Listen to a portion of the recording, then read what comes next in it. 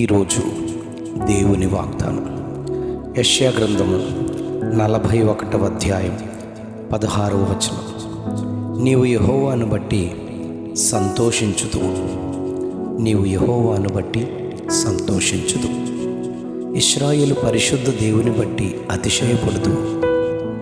దేవుడు తాను ఏర్పరచుకునిన వాడైన యాకోబును తల్లి గర్భము నుండే ప్రత్యేకించుకొనగా, పేరు పెట్టి పిలిచిన వానిగా, నా సొత్తు అని ప్రకటించిన వానిగా ఉన్నాడని యాకోబు ఒకానొక దినాన దేవునితో సందర్శించి పోరాడి గెలిచి ఇశ్రాయేలుగా మార్చబడిన వాడని మనం చూస్తాం.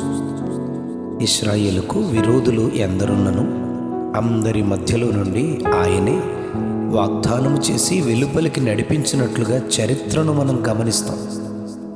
ఈ అధ్యాయంలో దేవుడు 3 సార్లు భయపడకుము అని చెప్పడం, 3 సార్లు సహాయము చేసేదను అని చెప్పడం, నా స్నేహితుడైన అబ్రహాము సంతానమా అని 41వ అధ్యాయం 8వ వచనంలో చెప్తూ, నీ మీద కోపపడిన వారు, నీతో వాదించువారు, నీతో కలహించువారు, నీతో యుద్ధము చేయువారు ఉన్నారు, కానీ వారు విస్మయముందెదరని, నశించిపోవుదురని, వారిని కనుగొనలేవు అని, అభావులవుదురు అని చెప్పుచు నీవు వారికి భయపడొద్దు అని దేవుడు ధైర్యపరుస్తూ ఉన్నాడు.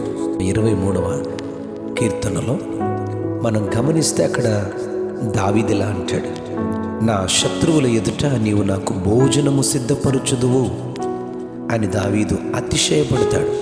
యుద్ధ సమయంలో కొందరు గుర్రములను బట్టి, రథములను బట్టి అతిశయపడుదురు, కానీ మనమైతే మన దేవుడైన యెహోవా నామమును బట్టి, ఆయనను బట్టి అతిశయపడుదుము అంటాడు దావీదు. 20వ కీర్తన 7వ వచనంలో అలా చెబుతాడు. ఇశ్రాయేలు ప్రజలు ఐగుప్తు నుండి ఎర్ర సముద్రమును దాటించిన దేవునిని బట్టి ఎంతో సంతోషించారు, అతిశయించారు. ఈ మాట నిర్గమకాండం 15వ అధ్యాయం 2వ వచనంలో చెప్పబడింది. యోబు గ్రంథంలో 11వ అధ్యాయం 15వ వచనంలో, పాపము నీ చేతిలో ఉండుట చూచి నీవు దాన్ని విడిచిన ఎడల, నీ గుడారములలో నుండి దుర్మార్గతను నీవు కొట్టివేసిన ఎడల నిశ్చయముగా నిర్దోషివై నీవు సంతోషించదవు అని దేవుడు చెబుతున్నాడు. యోబు గ్రంథం 11వ అధ్యాయం 19వ వచనంలో, ఎవరి భయము లేకుండా నీవు పండుకుంటావు అని ధైర్యపరుస్తాడు.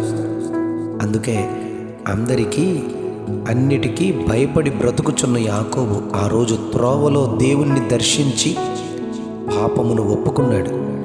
ఏశావుని అని అన్నిటికీ చెప్పేవాడు దేవుని ఎదుట యాకోబును మోసగానిని అని ఒప్పుకున్నాడు.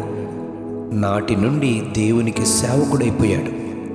యెషయా గ్రంథం 41వ అధ్యాయం 6వ వచనంలో, నా సేవకుడైన ఇశ్రాయేలు అని దేవుడు పిలిచాడు. కనుకనే 41వ అధ్యాయం 15వ వచనంలో, కక్కులు పెట్టబడి పదునుగల క్రొత్తదైన నురిపిడి మ్రాను అని, పర్వతములను నూర్చి పొడి చేయుదు అని, కొండలను పొట్టుగా చేయుదు అని, వాటిని గాలించి గాలికి చెదరగొట్టెదవని దేవుడు ఇశ్రాయేలును గురించి వర్ణించారు.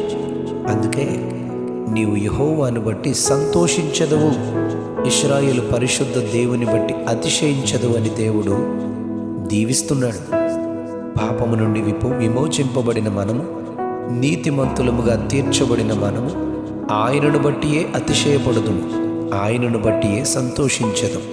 కనుక భయపడక దేవుని సహాయము ద్వారా శత్రువైన సాతాను యొక్క క్రియల నుండి విమోచింపబడి ఆయనకు సాక్షులుగా జీవించే కృపను దేవునిలో పొందుకుందుముగాక. Amen, amen, amen. నీవు యెహోవాను బట్టి సంతోషించుదువు, నీవు యెహోవాను బట్టి సంతోషించుదువు. ఆమెన్.